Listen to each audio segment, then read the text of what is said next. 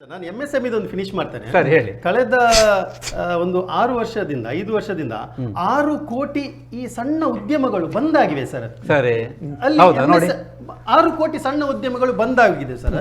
Number 1. ಮತ್ತೆ ಇನ್ನೊಂದು ಏನಂತ ಹೇಳಿದ್ರೆ ಈ ನಿಮ್ಮ ಏನ್ ಹೇಳ್ತಾರೆ ಈ ಸಾರಿ ಮಿಸ್ ಆಯ್ತು. ಓಕೆ, ನಾನು ಅದು ಐ ಕಮ್ ಬ್ಯಾಕ್. ಅಲ್ಲ, ಇವರ ಹತ್ರ ಕೇಳು. 6 ಕೋಟಿ ಬಂದಾಗಿದೆ. 6 ಕೋಟಿ ಬಂದಾಗಲಿಲ್ಲ. ನೋಡಿ ನೋಡಿ ಫಿನಿಶ್ ಮಾಡಿಲ್ಲ. Let me complete sir. Let me complete. ನಾನು ಫಿನಿಶ್ ಮಾಡಿಲ್ಲ. 6 ಕೋಟಿ ಉದ್ಯಮಗಳು ಬಂದಾಗಿವೆ. ಮತ್ತೆ ಇನ್ನೊಂದು ಏನಂತ ಹೇಳಿದ್ರೆ ಸರ್, ನಮ್ಮ GDPಯ contribution of the manufacturing sector was 16%. Okay, ಇವಾಗ now how much it is 14. ಇಲ್ಲ ಇಲ್ಲ ಇಲ್ಲ ಇಲ್ಲ, ನೀವು ತಪ್ಪು ಹೇಳ್ಬೇಡಿ ಇವರೇ. ನೋಡಿ, ಮ್ಯಾನುಫ್ಯಾಕ್ಚರಿಂಗ್ ಸೆಕ್ಟರ್, ಸರ್ವಿಸ್ ಸೆಕ್ಟರ್ ಅನ್ನು ಈಗ ಬೈಫರ್ಕೇಶನ್ ಇಲ್ಲ, ಈಗ ಒಟ್ಟಿಗೆ ಮಾಡಿ MSME ಮಾಡಿದ್ದಾರೆ. ನೋಡಿ, 2006 ಅಲ್ಲಿ MSMED ಆಕ್ಟ್ ಮಾಡಿದ್ರು. ಸರಿ, ಅದನ್ನು ಏನು ಎಮೆಂಡೇ ಮಾಡಲಿಲ್ಲ, ಏನೂ ಮಾಡಲಿಲ್ಲ ಇವರು. 2020 ಕೋವಿಡ್ ಸಂದರ್ಭದಲ್ಲಿ MSMED ಆಕ್ಟ್ ಅಮೆಂಡ್ಮೆಂಟ್ ಮಾಡಿ ಮ್ಯಾನುಫ್ಯಾಕ್ಚರಿಂಗ್ ಸೆಕ್ಟರ್, ಸರ್ವಿಸ್ ಸೆಕ್ಟರ್ ಅದನ್ನು ಒಟ್ಟಿಗೆ ಮಾಡಿ ಒಂದಕ್ಕೆ ತಂದ್ರು.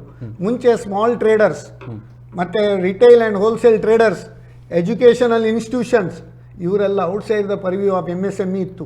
ಈಗ ಅವರೆಲ್ಲ MSME ಉದ್ಯಮದಲ್ಲಿ ಅವರು ಅಷ್ಟು ಮಾಡಿದ್ದಾರೆ.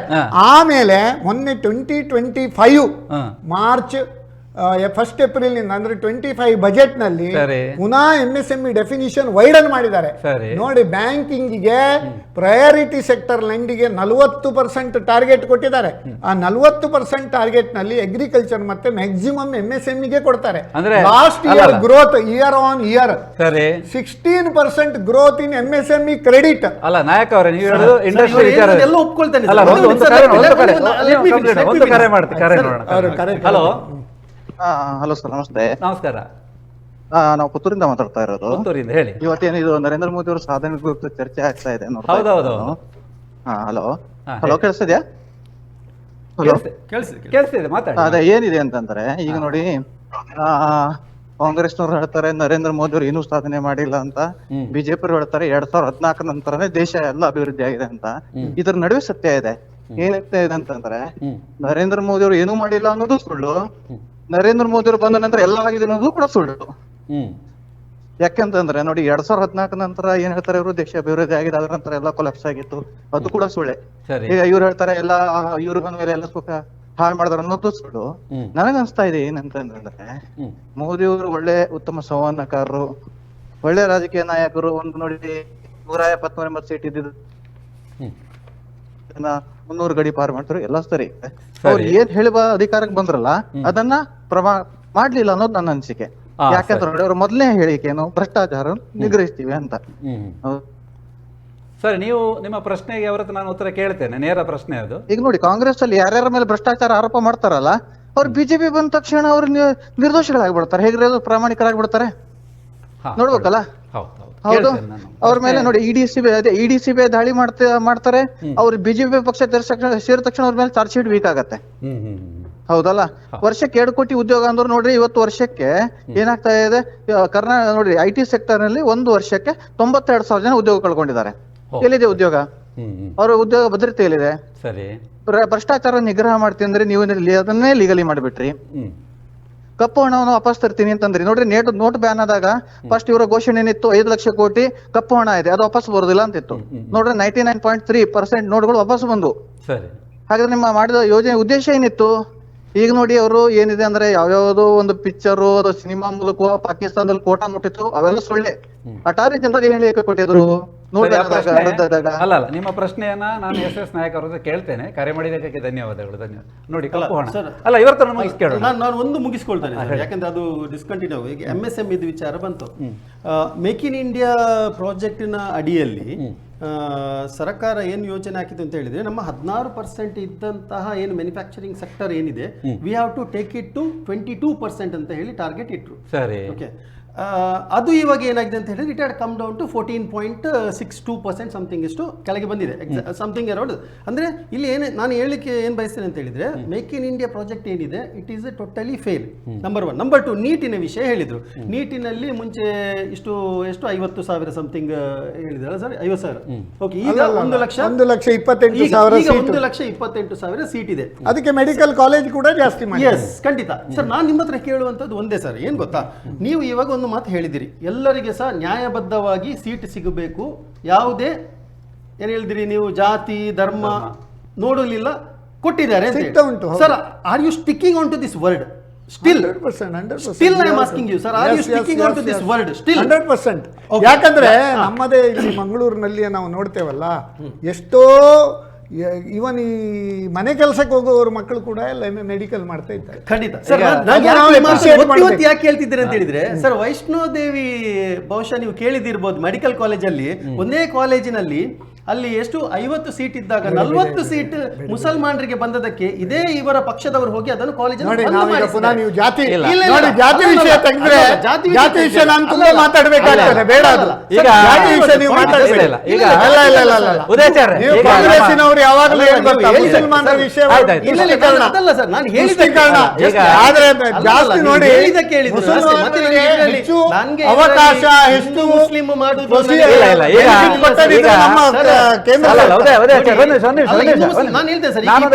ಲಕ್ಷ ಮಕ್ಕಳು ಮೊನ್ನೆ ಬರ್ದಿದ್ದಾರೆ, ಅದರಲ್ಲಿ ಹೈಯೆಸ್ಟ್ ಎಕ್ಸಾಮ್ ಬರ್ದಿರೋರು ಹಿಂದೂ ಮಕ್ಕಳೇ ಅಲ್ಲ.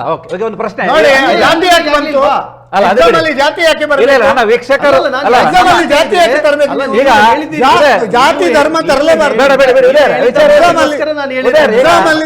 ಧರ್ಮ ತರಬೇಡಿ. ಈಗ SS ನಾಯಕ್ ಅವರೇ, ಪ್ರಶ್ನೆ ಒಂದು ಕರೆ ಬಂದಾಗ ಒಂದು ಪ್ರಶ್ನೆ ಬಂತು. ಹೌದು, ಕಪ್ಪು ಹಣದ ಬಗ್ಗೆ ಹೇಳಿದ್ರು. ಹೌದು ಹೌದು, ಅಂದ್ರೆ ಅದ್ರ ನೀವು ಯಾವ್ದು ಈಗ ಡಾಟಾ ಬೇಡ, ನಿಮ್ದು ಡಾಟಾ ಬೇಡ, ನೇರವಾಗಿ ಹೇಳ್ಬಿಡಿ. ನನಗೆ ಮಾತಾಡ್ಲಿಕ್ಕೆ ಆಗುದಿಲ್ಲ, ಯಾಕಂದ್ರೆ ಸತ್ಯ ಮಾತಾಡ್ಬೇಕು, ನಾನು ಅರ್ಧ ಸತ್ಯ ಮಾತಾಡ್ಬೇಕು. ಇನ್ನೊಂದು ಪ್ರಶ್ನೆ ಇದೆ ನೋಡಿ, ಕಪ್ಪು ಹಣ ಹೋಗಲಾಡಿಸಲಿಕ್ಕೆ ಎಷ್ಟು ಒಳ್ಳೆ ಕೆಲಸ ಮಾಡಿದಂದ್ರೆ UPI transaction across the world. ಹೊರಗಿಂದ ತರೋದು ಹೇಳಿದಲ್ಲ, ಒಂದ್ ನಿಮಿಷ, UPI ಟ್ರಾನ್ಸಾಕ್ಷನ್ ಉಂಟಲ್ಲ, 99.7 ಲಕ್ಷ ಕೋಟಿ ಈಗ world's largest real time payment system ಇದೆ.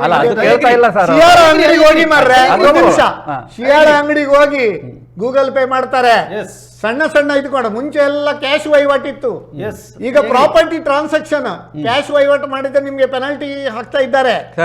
ಯಾವ್ದು ಕ್ಯಾಶ್ ಟ್ರಾನ್ಸಾಕ್ಷನ್ ನೀವು ಮಾಡಿದ್ರೆ ಪ್ರತಿಯೊಂದಕ್ಕೆ ಪೆನಾಲ್ಟಿ ಇನ್ಕಮ್ ಟ್ಯಾಕ್ಸ್ ಆಕ್ಟ್ ಅಲ್ಲಿ ಉಂಟೀಗ, ಮತ್ತೆ ಹಾಕಿದ್ದಾರೆ ಕೂಡ. ಈಗ ವಿದೇಶದಿಂದ ಕಪ್ಪು ಹಣ ಹೇಳಿ, ವಿದೇಶದಿಂದ ಕಪ್ಪು ಹಣ ಈಗ ಎಲ್ಲಿ ಬರ್ತಾ ಉಂಟು? ಅಲ್ಲ, ಅವರು ಅವತ್ತು ಹೇಳ್ತಿರಲ್ಲ ಕಪ್ಪು ಹಣ ಇತ್ತು ಎಲ್ಲ ನಾವು ಇದು ಮಾಡ್ತೇವೆ, ಎಲ್ಲರಿಗೂ ಇದ್ದ ವಿಷಯ. ನೀವು ದುರಂಧರ್ ಫಿಲ್ಮ್ ನೋಡ್ಲಿಲ್ವಾ? ಫಿಲ್ಮ್ ನೋಡಿ ಮಾತಾಡ್ಲಿಕ್ಕೆ ಆಗುತ್ತಾ? ವಾಸ್ತವ ಏನು? ಫಿಲ್ಮ್ ನೋಡಿ ಮಾತಾಡ್ಲಿಲ್ಲ, ಅದ್ರ ಮುಂಚೆ ಆಗಿದೆ. ಅಲ್ಲ, ಅದ್ರ ತೋರಿಸಿದ್ದಾರೆ, ಫಿಲ್ಮ್ ಮಾಡಿದೆಲ್ಲ ಸತ್ಯ ಅಂತ ನಾನು ಹೇಳುದಲ್ಲ. ಫಿಲ್ಮ್ ಆದ್ರೆ ಈಗ ಡಿಮಾನಿಟೈಸೇಷನ್ ಮಾಡಿದ್ರಿಂದ, ಯಾರಿಗೆ ತೊಂದರೆ ಆಯ್ತು? ಯಾರು ಕಳ್ಳ ಸಂತೆ ವ್ಯಾಪಾರ ಮಾಡ್ತಾರೆ, ಯಾರು ನಂಬರ್ 2 ವ್ಯಾಪಾರ ಮಾಡ್ತಾರೆ, ಯಾರು ಕ್ಯಾಶ್ ವಹಿವಾಟು, ಆಸ್ತಿ ಖರೀದಿ ನೋಡಿ. ನಾವು ಈವಾಗಲೇ ಹೇಳ್ತಾನೆ, ಆಸ್ತಿ ಖರೀದಿಯಲ್ಲಿ ಕ್ಯಾಶ್ ವಹಿವಾಟು ಮುಂಚೆ ಎಷ್ಟಿತ್ತು ನಮ್ಗೆ ಗೊತ್ತುಂಟು, ಈಗ ಅಷ್ಟು ಸುಲಭದಲ್ಲಿ ಕ್ಯಾಶ್ ವಹಿವಾಟು ಮಾಡ್ಲಿಕ್ಕೆ ಆಗುದಿಲ್ಲ. ಇವನ್ ಬ್ಯಾಂಕಿನಲ್ಲಿ ಕೂಡ, ಒಂದ್ ನಿಮಿಷ, ಬ್ಯಾಂಕಿನಲ್ಲಿ ಕೂಡ ಟ್ರ್ಯಾಕ್ ಇಡ್ತಾರೆ ಈಗ, ಪ್ಯಾನ್ ಬೇಸ್ಡ್ ಟ್ರಾನ್ಸಾಕ್ಷನ್. ಅದ್ರಲ್ಲಿ ಏನಂತಲ್ಲ, 10 ಲಕ್ಷಕ್ಕಿಂತ ಜಾಸ್ತಿ SBI ಅಲ್ಲಿ ಕ್ಯಾಶ್ ಹಾಕಿದ್ರೆ ಹಾಕ್ಬೇಡಿ ಹೇಳುದಿಲ್ಲ, ಅದಕ್ಕೆ ನೀವು ಮೂಲ ಕೊಡ್ಬೇಕು.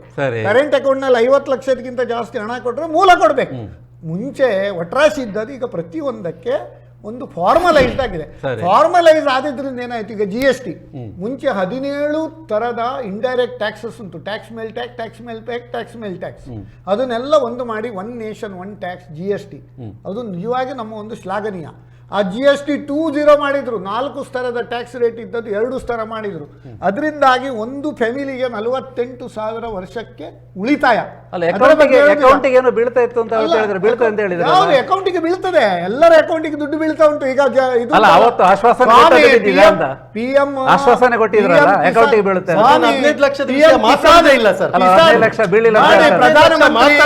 ಪ್ರಧಾನಮಂತ್ರಿ ಕಿಸಾನ್ ಸಮ್ಮಾನ್ ಯೋಜನೆಯಲ್ಲಿ 6,000 ಪ್ರತಿಯೊಬ್ಬರ ರೈತರ ಅಕೌಂಟಿಗೆ 10 ಕೋಟಿಗಿಂತ ಜಾಸ್ತಿ ಬರ್ತದೆ. ಅದು ನಮ್ಮ ರಾಜ್ಯ ಸರ್ಕಾರಕ್ಕೆ 4,000 ಸೇರಿಸಿದ್ದದ್ದು, ಅದನ್ನು ಬಂದ ಕೂಡಲೇ ಇವರು ಬಂದ್ ಮಾಡಿದ್ದಾರೆ ಸರ್. ದುರಂತ ಅದು ಕೂಡ ಅಕೌಂಟಿಗೆ ದುಡ್ಡು ಬಂದಿದೆ. ಆಮೇಲೆ ಜನಧನ ಅಕೌಂಟ್ 55 ಕೋಟಿಗಿಂತ ಹೆಚ್ಚು ಜನಧನ ಅಕೌಂಟ್. ಮುಂಚೆ ರಾಜೀವ್ ಗಾಂಧಿ ಅವರು ಹೇಳಿದರು, ಕೇಂದ್ರ ಸರ್ಕಾರದಿಂದ ಹಣ ಹೋದರೆ 15 ಪೈಸಾ ಮಾತ್ರ ಲಾಸ್ಟ್ ಜನರಿಗೆ ತಲುಪುದು, 85% ಪೋಲ್ ಆಗ್ತಾ ಇತ್ತು, ಕರಪ್ಷನ್ ಮತ್ತೆ ಪೋಲ್ ಆಗ್ತಾ ಇತ್ತು. ಈಗ ಡೈರೆಕ್ಟ್ ಬೆನಿಫಿಟ್ ಟ್ರಾನ್ಸ್ಫರ್ DBT ಮುಖಾಂತರ 100% ಅವರ ಅಕೌಂಟಿಗೆ ಡೈರೆಕ್ಟ್ ಹೋಗ್ತದೆ ಸ್ವಾಮಿ. ಹಾಗಾದ್ರೆ ನೀವು ಹೇಳೋದಾದ್ರೆ ಮತ್ತೆ ನೀವು ಹೇಳ್ತೀರಿ ನೋಡಿ, ಉದಯಾಚಾರ್ಯ ಅವರು ಕೇಳಿದ್ರು, ಒಂದು ಹಿಂದೆ ಏನು 15 ಲಕ್ಷ ಅಕೌಂಟಿಗೆ ಬೀಳುತ್ತೆ. ನಾನು ಕೇಳುದಿಲ್ಲ ಸರ್, ಅದು ಬಿಟ್ಟೇ ಬಿಟ್ಟೆ ಸರ್, ಬಿಡಿ. 15 ಲಕ್ಷ ಅಕೌಂಟಿಗೆ ಖಾತೆಗೆ ಯಾರು ಹಾಕುದಿಲ್ಲ. 15 ಲಕ್ಷ ಅಲ್ಲ, ಅದಕ್ಕಿಂತ ಜಾಸ್ತಿ ಲಖಪತಿ ದೀದಿ ಮಾಡಿದ್ದಾರೆ. 15 ಲಕ್ಷ ಎಂತದ್ದು, 15,000 ನೀವು ಹೇಳಿದ್ದು, 15 ಲಕ್ಷ 15 ಲಕ್ಷ ಯಾರು ಹೇಳುದಿಲ್ಲ, ತಲೆ ಕೆಟ್ಟಿದೆ ಅಂತ ಹೇಳಿದ್ರೆ. ಅಲ್ಲ, ಮೋದಿ ಅವರು ಎಲ್ಲಿ ಯಾರೇ ಹೇಳಿ. ಮತ್ತೆ ಇದರಲ್ಲಿ ಏನಂತ ಹೇಳಿದ್ರೆ ನೋಡಿ, ಈಗ ಲಖಪತಿ ದೀದಿ ಅಂತ ಕಾರ್ಯಕ್ರಮ ಮಾಡಿದ್ದಾರೆ, 1 ಲಕ್ಷಕ್ಕಿಂತ ಜಾಸ್ತಿ ಬೆನಿಫಿಟ್ ಅದರಲ್ಲಿ ಬರ್ತದೆ. ಪ್ರತಿ ಒಂದು ಕಾರ್ಯಕ್ರಮ ಮಹಿಳೆಯರಿಗೆ ಇರ್ಬೋದು, ಶೌಚಾಲಯ ಮುಂಚೆ ಎಲ್ಲಿಗೆ ಬಯಲು ಶೌಚಾಲಯ 60 ವರ್ಷ ಎಂತ ಮಾಡಿದ್ರು, ಎಲ್ಲ ಬಯಲಿಗೆ ಶೌಚಾಲಯ. ಈಗ ಎಲ್ಲಿ ಪ್ರತಿಯೊಬ್ಬರಿಗೆ ಒಂದು ಟಾಯ್ಲೆಟ್ ಫೆಸಿಲಿಟಿ ಕೊಟ್ಟಿದ್ದಾರಲ್ಲ. ಯಾವುದು ನೋಡಿ, ನಮ್ಮ ನೋಡಿ ಮಹಿಳಾ ಸಬಲೀಕರಣಕ್ಕೆ ನಮ್ಮ ಮೋದಿ ಅವರು ಮಾಡಿದಷ್ಟು ಬೇರೆ ಯಾರು ಮಾಡಲಿಲ್ಲ ನೋಡಿ. ಈಗ ಇವ್ರದ್ದು ನಮ್ಮ ಬಜೆಟ್ ಇದು 4 pillars ಆಫ್ ಬಜೆಟ್ ಅಥವಾ ಇಕಾನಮಿ ಅಂತ ಹೇಳ್ತೇವೆ ನಾವು. ಒಂದು ಪುವರ್, ಇನ್ನೊಂದು ಅನ್ನದಾತ, ಇನ್ನೊಂದು ಮಹಿಳೆಯರು, ಇನ್ನೊಂದು ಯೂತ್. ಈ 4 ವರ್ಗಕ್ಕೆ ಉತ್ತಮವಾಗುವಂಥದ್ದು ರೆಗ್ಯುಲರ್ ಕೆಲಸವನ್ನು ನಾವು ಮಾಡ್ತಾ ಇದ್ದೇವೆ. ಕೋವಿಡ್ ಸಂದರ್ಭದಲ್ಲಿ ಇಡೀ ದೇಶ, ಇಡೀ ಪ್ರಪಂಚ ಸ್ತಬ್ಧವಾಗಿದ್ದಾಗ ಲಸಿಕೆಯನ್ನು ತಯಾರು ಮಾಡಿ ನಮ್ಮ 140 ಕೋಟಿ ಜನಸಂಖ್ಯೆಗೆ ಲಸಿಕೆಯನ್ನು ಕೊಟ್ಟು ಅದರ ನಂತರ ಈಗ 100ರಷ್ಟು ದೇಶಕ್ಕೆ ವಿಚಾರಗಳನ್ನು ಈಗ ಕಾರ್ಯಕ್ರಮ ಮುಗಿಸುವ ಹೊತ್ತಿನಲ್ಲಿ ನಾನು ಸಾಮಾನ್ಯವಾಗಿ ಜನಧ್ವನಿಯಲ್ಲಿ ಕೊನೆಗೆ ಒಂದು ಇಬ್ಬರಿಗೂ ಪ್ರಶ್ನೆ ಕೇಳೋದಿದೆ. ಪಕ್ಷ ರಹಿತವಾಗಿ ಚಿಂತನೆ ಮಾಡಿ. ಹೌದು, ಈಗ ಹಲವಾರು ವರ್ಷಗಳಿಂದ, ಒಂದು 30 ವರ್ಷಗಳು ಅಂತ ಇಟ್ಕೊಳ್ಳೋಣ, 25-30 ವರ್ಷಗಳಿಂದ, ಅಂದ್ರೆ ಕಾಂಗ್ರೆಸ್ ಸರ್ಕಾರದ ನಂತರ ಬಿಜೆಪಿ ಬಂದ ಮೇಲೆ ಎನ್ನುವಂತ ಲೆಕ್ಕಾಚಾರಗಳನ್ನು ಮಾಡಿದ್ರೂ ಸಹ ಯಾವುದೇ ಉದ್ಯಮಗಳು ದಕ್ಷಿಣ ಕನ್ನಡ ಜಿಲ್ಲೆಗೆ ಯಾಕೆ ಬಂದಿಲ್ಲ ನೋಡಿ. MRPL ಬಂದಿರೋದು, HPCL, BPCL, IOC, MCF, KOCL ಏರ್ಪೋರ್ಟ್ಗಳೆಲ್ಲ ರಾಜ್ಯ ಸರ್ಕಾರದ ಸಂವಹನ ಕೊರತೆ. ವಿಶ್ವೇಶ್ವರಯ್ಯ ಸ್ಟೀಲ್ ಇದು ಭದ್ರಾವತಿ ಮಾಡುವಾಗ ಇಲ್ಲಿ ಅಡ್ಡ ಕಾಲಾಗ್ತಾರೆ. ಮಂಗಳೂರಿದೆ. ನಾನು ಬೈಕಂಪಾಡಿ ಸ್ವಾಮಿ ಬೈಕಂಪಾಡಿ ಇಂಡಸ್ಟ್ರಿಯಲ್ ಏರಿಯಾದಲ್ಲಿ ನಾನು ಈಗ ನಾಳೆ 1,000 ಇಂಡಸ್ಟ್ರಿ ತಯಾರಿದ್ದಾರೆ ಮಾಡ್ಲಿಕ್ಕೆ. ಜಾಗ ಇಲ್ಲ, ಜಾಗ ಕೊಡ್ತಾ ಇಲ್ಲ. ಭೂಮಾಫಿಯಾ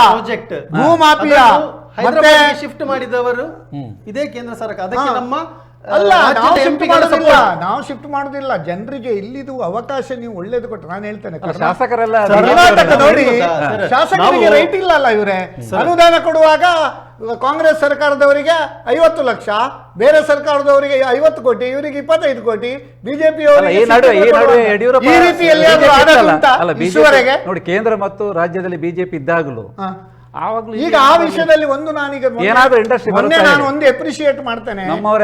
ಶಿವಕುಮಾರ್ ನಮ್ಮ ರಾಜ್ಯದ ಒಂದು ಚುಕ್ಕಾಣಿ ಹಿಡಿದ ಮೇಲೆ ಅವರು ಕೇಂದ್ರದೊಟ್ಟಿಗೆ ತಿಕ್ಕಾಟ ನನ್ನ ಪ್ರಕಾರ ಮಾಡ್ತಾ ಇಲ್ಲ. ಯಾಕಂದ್ರೆ ಅವರಿಗೆ ಅರ್ಥ ಆಗಿದೆ, ಅಭಿವೃದ್ಧಿ ಆಗ್ಬೇಕಾದ್ರೆ ಕೇಂದ್ರ ಸರ್ಕಾರ ಮತ್ತೆ ರಾಜ್ಯ ಸರ್ಕಾರ ಜೋಡೆತ್ತಿನಾಗಿ ಮುಂದೆ ಹೋಗ್ಬೇಕು. ಅವ್ರು ಅರ್ಥ ಮಾಡ್ಕೊಂಡಿದ್ದಾರೆ.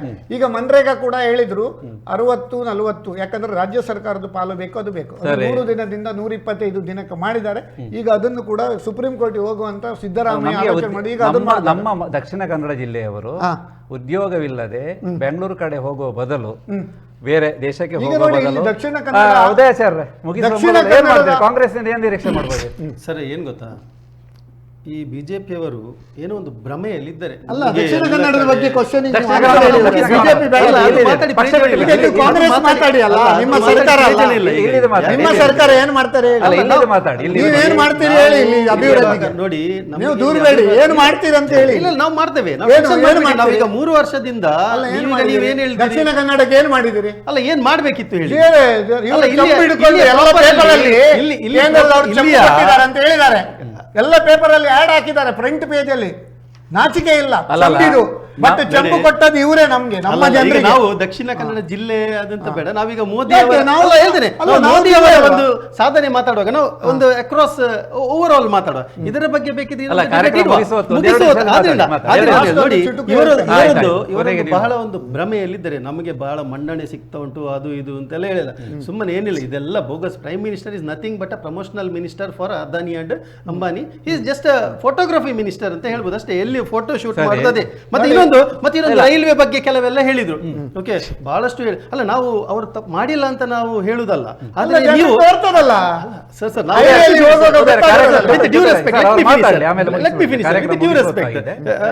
ಈಗ ರೈಲ್ವೆ ನಿಮ್ಮೊಬ್ಬರಿಂದ ಆಗಿದೆಲ್ಲ ಸರ್, ಅದು ಯಾವ್ದು ಹಳಿ ಮೇಲೆ ಓಡ್ತಿದ್ದೆ ನೋಡಿ, ಇದೆಲ್ಲ ಕಾಂಗ್ರೆಸ್ ಕಾಲದಲ್ಲಿ ಹಾಕಿದ ಹಳಿಗಳು. ಓಕೆ, ಮತ್ತೆ ನಿತಿನ್ ಗಡ್ಕರಿ ಅವರ ವಿಚಾರ ಹೇಳಿದ್ರು ಬಹಳ. ಅವರ E20ಯ ಒಂದು ಏನ್ ಹೇಳ್ತಾರೆ, ಪೆಟ್ರೋಲ್ ನ ಒಂದು ಅವಾಂತರಗಳನ್ನು ನೋಡಿದ್ರೆ ಸರ್, E20 ಅವಾಂತರಗಳನ್ನು ನೋಡಿದ್ರೆ ಅದರ ಬಗ್ಗೆ ಇನ್ನೊಂದು ದೊಡ್ಡ ಎಪಿಸೋಡೇ ಮಾಡ್ತಾರೆ. ಮತ್ತೆ ಇವರ ಏನ್ ಹೇಳ್ತಾರೆ, ರೋಡ್ಸ್ ಆಗ್ತಿದೆ ಅಂತ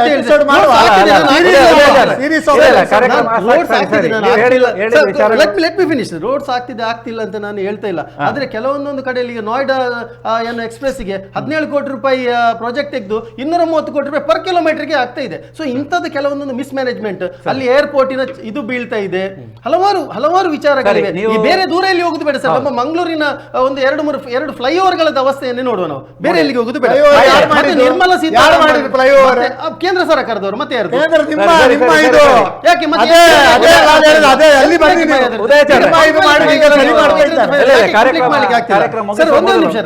ಮುಗಿಸಿ ಬಿಡ್ತೇವೆ ಸರ್. ಈಗ ನಿರ್ಮಲಾ ಸೀತಾರಾಮನ್ ಅವರ ವಿಚಾರಗಳನ್ನು ಇವರು ಹೇಳಿದ್ರು. ಅವರಿಗೆ ಯಾರು ಅಡ್ಡ, ಅವರಿಗೆ ಸ್ವಂತ ಅವರ ಗಂಡ ಅವರು ಒಂದು ದೊಡ್ಡ ಎಕನಾಮಿಸ್ಟ್.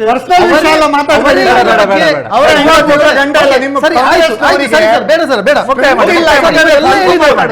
ಇವರೆಲ್ಲ ಹೇಳಿದ್ರು ಸರ್, ಇವರೆಲ್ಲ ಹೇಳಿದ್ರು ಒಪ್ಕೊಳ್ಳೋಣ ಸರ್. ಇಷ್ಟೆಲ್ಲ ಇವರು ಅಭಿವೃದ್ಧಿ ಮಾಡಿದ್ರು ಕೂಡ ಯಾಕೆ ಸರ್ ದೇಶ ಇನ್ನೂ ಸರ್ ಸಾಲದ ವಿಷಯ, ಇವರು ಬಿಟ್ಟು ಹೋಗುವಾಗ 50 ಲಕ್ಷ ಕೋಟಿ ಇದ್ದ ಸಾಲ ಈಗ ದೇಶದ ಸಾಲ 220-230 ಲಕ್ಷ ಕೋಟಿ ಆಗಿದೆ ಸರ್.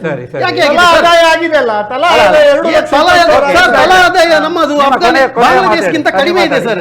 ಯಾಕೆ ಕಂಪೇರ್ ಓಕೆ, ಈಗ ಲಾಸ್ಟ್ ಕಡೆದಾಗ ಇವರನ್ನು ದೊಡ್ಡ ವಿಶ್ವಗುರು ಹೇಳ್ತಾರೆ ಸರ್. ಇವತ್ತು ಕೂಡ US ನವರು ನಮ್ಮ ಒಂದು ಆಯಿಲ್ ವೆಸಲ್ ಅನ್ನು ಹೊಡೆದಾಕಿದ್ರು. ನಮ್ಮ ಪ್ರಧಾನಿ ಒಂದೇ ಒಂದು ಚಕಾರ ಎತ್ತಿಲ್ಲ ಸರ್. ಕಳೆದ ಬಾರಿ ಅವರ ರಾಯಭಾರಿ ಕರೆದು ಇಮಿಡಿಯೇಟ್ಲಿ ಎಂತ ಸರ್ ದೊಡ್ಡ ಸಲಾಮ ಹಾಕಿದ್ದವರಿಗೆ ಮುಗಿಸುವ ಹೊತ್ತು ನಿಮ್ಮ ಕೊನೆಯ ಒಂದು ಮಾತು ಹೇಳಿ ಕಾರ್ಯಕ್ರಮವನ್ನು. ಏನಂದ್ರೆ ಈಗ ನಾನು ಇವರು ತುಂಬಾ ಹೇಳಿದ್ದಾರೆ, ಅದಕ್ಕೆ ನಾನು ಹೇಳಲಿಕ್ಕೆ ಅವಕಾಶ ಸಿಗಲಿಲ್ಲ. ತೊಂದರೆ ಇಲ್ಲ, ಜನರಿಗೆ ಅರ್ಥ ಆಗ್ತದೆ ಯಾರು ಜಾರ್ಜ್ ಸೊರೋಸ್ ಇಂದ ಇದು ಸಪೋರ್ಟ್ ಮಾಡಿ ಏನೆಲ್ಲ ಭಾರತ್ ಜೋಡೋ ನೋಡಿ. ನಾವು ಕೊನೆಯದಾಗಿ ನಾವು ಹೇಳ್ತೇವೆ, ಏನೇ ಆಗ್ಲಿ ಒಂದು ಇಂಡಿಪೆಂಡೆಂಟ್ ಆಗಿ ಯಾವುದೇ ಪರಿವಾರದ ಸಪೋರ್ಟ್ ಇಲ್ಲದೆ ಪ್ರಧಾನಮಂತ್ರಿ ನರೇಂದ್ರ ಮೋದಿ ಅವರು ಸತತ 3ನೇ ಬಾರಿಗೆ ಪ್ರಧಾನಿಯಾದದ್ದು ನಿಜವಾಗಿ ನಮ್ಮ ಒಂದು ಅತ್ಯಂತ ಹೆಮ್ಮೆಯ ವಿಷಯ, ಸಂತಸದ ವಿಷಯ. ಅದಕ್ಕೆ ನಾನು ಹೇಳ್ತೇನೆ ಒಂದು ಚುಟುಕಾಗಿ, ಸಾವಿರಾರು ಪರಿವರ್ತನೆಗಳ ಹರಿಕಾರ, 140 ಕೋಟಿ ಭಾರತೀಯರ ಮಂದಾರ, ಆರ್ಥಿಕ ಕ್ರಾಂತಿಯ ಸರದಾರ, 32 ದೇಶಗಳ ಅತ್ಯುನ್ನತ ಪ್ರಶಸ್ತಿಯ ಸತ್ಕಾರ, G20 ಶೃಂಗಸಭೆಯ ಗುರಿಕಾರ, ದಾಖಲೆಯ PM ಮೋದಿ ಅವರಿಗೆ ನನ್ನ ಪ್ರೀತಿಯ ನಮಸ್ಕಾರ. ಸರಿ, ಕಾರ್ಯಕ್ರಮ ಮುಗಿಸೋ ಹೊತ್ತು ಈಗಾಗಲೇ ನಮ್ಮ ಜೊತೆ ಭಾಳಷ್ಟು ವಿಚಾರಗಳನ್ನು ಚರ್ಚೆಗಳನ್ನೆಲ್ಲ ಮಾತಾಡಿದೆ. ಅದ್ರ ಜೊತೆ ನಮ್ಮ ಜಿಲ್ಲೆಯ, ನಾನು ಇಬ್ಬರಿಗೆ ಹೇಳೋದು, ನಮ್ಮ ಜಿಲ್ಲೆಯ ಅಭಿವೃದ್ಧಿಯ ಬಗ್ಗೆ ಪಕ್ಷ ಭೇದ ಮರೆತು ಇಬ್ಬರು ಜೊತೆಯಾಗಿ ಕೆಲಸ ಮಾಡಿ. ಯಾಕಂದರೆ ನಮ್ಮ ಜಿಲ್ಲೆಯವರು ಬೇರೆ ರಾಜ್ಯಕ್ಕೆ ಅಥವಾ ಬೇರೆ ಕಡೆಗೆ ಹೋಗಿ ಕೆಲಸ ಮಾಡೋದ್ರ ಬದಲು ಇಲ್ಲೇ ಕೆಲಸ ಮಾಡುವಂಥ ವಾತಾವರಣವನ್ನು ಕಲ್ಪಿಸಬೇಕು ಅಂತ ನಾನೊಂದು ಕೇಳಿಕೊಳ್ತಾ ಇದ್ದೇನೆ. ಹಾಗೆ ಇಂದಿನ ಕಾರ್ಯಕ್ರಮಕ್ಕೆ ಆಗಮಿಸಿದಂಥ CA SS ನಾಯಕ್ ಅವರು ಭಾಳಷ್ಟು ವಿಚಾರಗಳನ್ನು ಡಾಟಾ ಸಮೇತ ನೀವು ವಿಚಾರಗಳನ್ನು ಹೇಳಿದಿರಿ. ಈ ಕಾರ್ಯಕ್ರಮಕ್ಕೆ ಆಗಮಿಸಿದ್ದಕ್ಕಾಗಿ ಧನ್ಯವಾದಗಳು. ಹಾಗೆ ಉದಯ ಆಚಾರ್ಯರವರು ಕೆಲವು ಮಾಹಿತಿಗಳನ್ನು, ಅದರಲ್ಲಿ ಹಿಂದಿನ ಪ್ರಧಾನಿಯ ಸಾಧನೆಗಳನ್ನಿರ್ಬೋದು ಅಥವಾ ಪ್ರಸ್ತುತ ಏನು ವಿಚಾರಗಳಿರ್ಬೋದು, ಜೊತೆಗೆ ವೀಕ್ಷಕರ ಕರೆಗೂ ಸ್ಪಂದಿಸಿದ್ದಾರೆ. ನಿಮಗೂ ಉದಯಾಚಾರ್ಯ, ನಿಮಗೆ ನಮ್ಮ TV ಅವರಿಗೆ ಹಾಗೂ ನಮ್ಮ ಪ್ರಕಾಶ್ ಪುತ್ತೂರು ನಿಮ್ಗೆ ಈಗ ಪುತ್ತೂರಿಂದ ಹಾಗೆ ತುಂಬಾ ಎಲ್ಲ ಪ್ರಕಾಶ್ ಪುತ್ತೂರು ಅವರಿಗೆ ಕೂಡ ಅತಿ ಸೊಗಸಾಗಿ ಉತ್ತಮ ರೀತಿಯಲ್ಲಿ ಕಾರ್ಯಕ್ರಮ ನಡೆಸಿಕೊಟ್ಟಿದ್ದಾರೆ. ನಿಮಗೂ ಧನ್ಯವಾದ. ಹಾಗೂ ನನ್ನ ಮಿತ್ರ ಉದಯ ಆಚಾರ್ಯ ಅವರು ಕೂಡ ನಾನು ಧನ್ಯವಾದ ಹೇಳಲಿಕ್ಕೆ ಬಯಸ್ತೇನೆ.